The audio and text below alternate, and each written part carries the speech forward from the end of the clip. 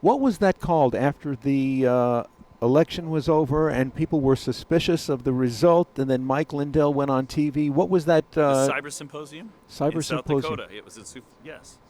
Yeah, I was at that. And the intent of that was for Mike to show the world that he'd been given 100 terabytes of recordings of the election. What does that mean? Well, people don't understand it, but the machines are actually all connected throughout the whole country. And so they're talking to each other over networks. And because of the way President Trump set that up with Space Force, we were able to record a lot of that.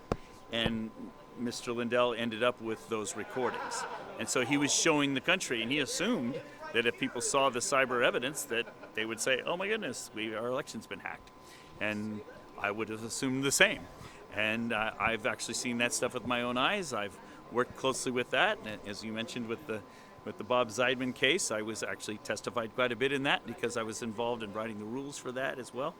And so for the Prove Me Wrong challenge? Yes. Uh-huh. Yeah, that's definitely Mike Lindell to the T.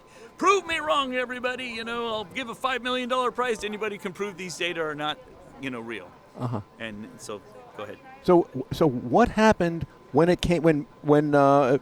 Zeidman reviewed the evidence, and he said this is just a spreadsheet and it isn't indicative of the 2020 election. Right. What was that evidence that was presented that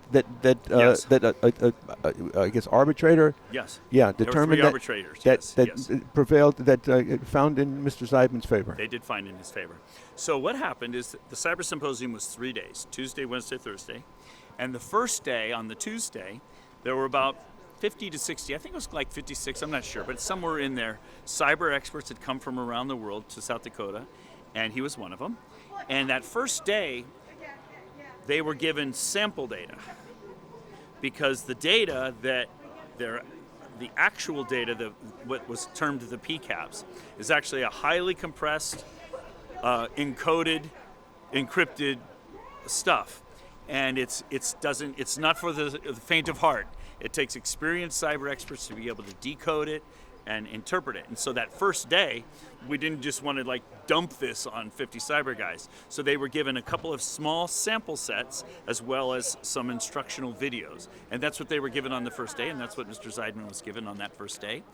And one of the tasks they were given to do, kind of as a practice, was to decompress or to de-encrypt one of the files.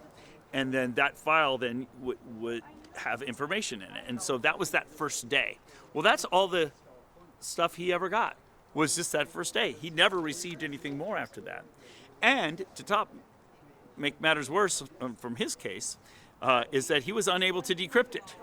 So he made a claim on Thursday, because it's Tuesday, Wednesday, Thursday, and the rules were very clear. You had to turn in your claim against the $5 million by a certain time on Thursday. I think it was like 6 o'clock or something on Thursday. And your claim had to, the proof, it's like when you're in a contest that you sign, you agree to the rules. The rules were clear.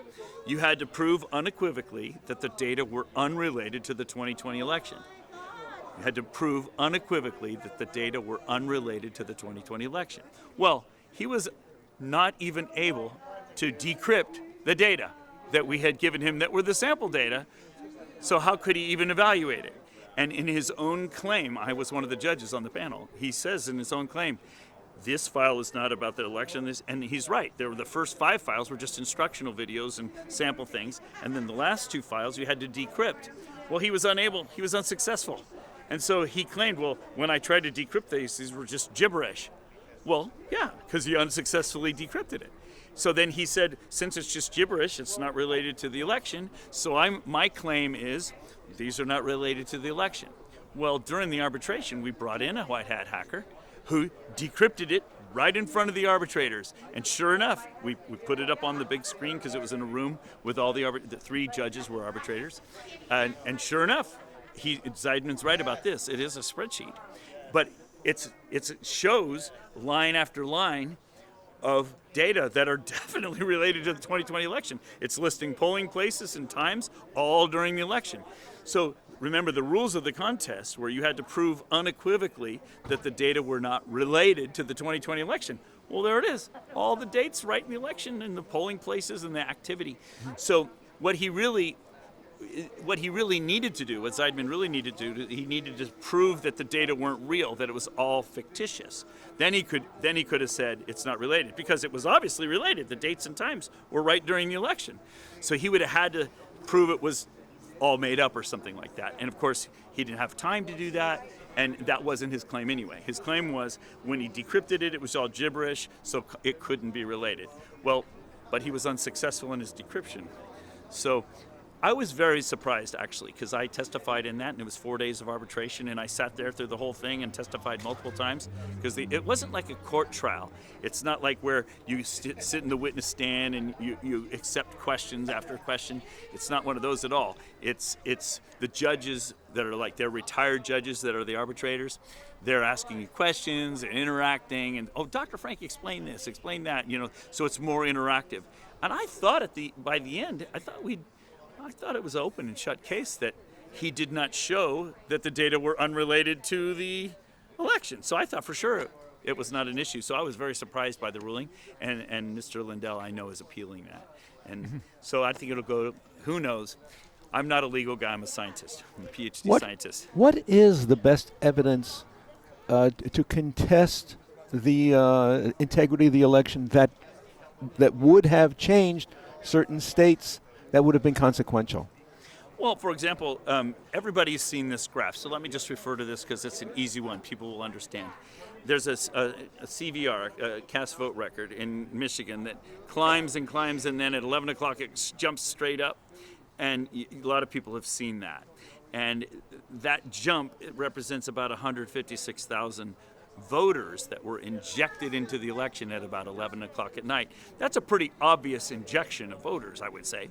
And it was brought up in the Antrim, Michigan case. That was Matt DePerno was the lead attorney. If you want to learn about that, you can go to depernolaw.com and you can download the legal briefs. Some of my evidence is in there as well. But we subpoenaed the Secretary of State for the list of names and addresses that go with each of those 156,000 brand new voters who suddenly appeared in the rolls at 11 o'clock at night. And the judge ordered the Secretary of State of Michigan to give us those names and addresses because we wanted to go knock on those doors and just find out about those remarkable people who suddenly got on the rolls and voted at 11 o'clock at night. And the Secretary of State acknowledged it and said, okay, yes, the court has ordered it. I'll deliver the list, but it'll take us 2 years to compile it. And since then, the case has been dismissed because Bill Bailey got his remedy. He was the plaintiff in the case, and so we'll never get to know who those 156,000. So that's pretty good evidence. People can see there's a problem there. That's one example. Another simple example that people understand, I can give really technical and complicated cases, but I like to give the simplest cases because people understand them. So 3 weeks after the election in Pennsylvania, the Secretary of State brought the election in Pennsylvania to the legislature to certify.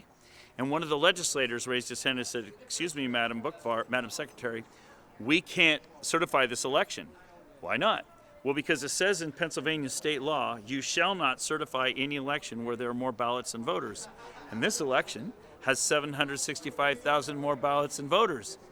And her answer wasn't, that's wrong. Her answer was, oh, don't worry about it.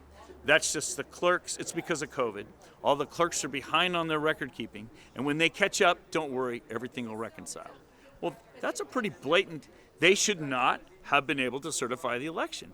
Well, as it turns out, it never reconciled, and they always had more ballots than people who voted. So, and you might remember that in Pennsylvania, and this kind of ties into that they arrested that United States postal contractor. He was driving 200,000 ballots from New York to Pennsylvania. Those are fully completed ballots, sealed in envelopes, ready to drop in drop boxes. Clearly, those 200,000 ballots are not being cast by Pennsylvania voters. That's been generated in some ballot mill about to be deposited in Pennsylvania. And so when you wonder, well, how could 765,000 more ballots being cast than voters?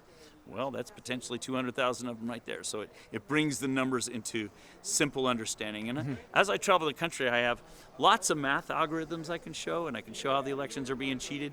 But those simple examples, I think, are the best examples because they're publicly acknowledged. Yeah. Yeah.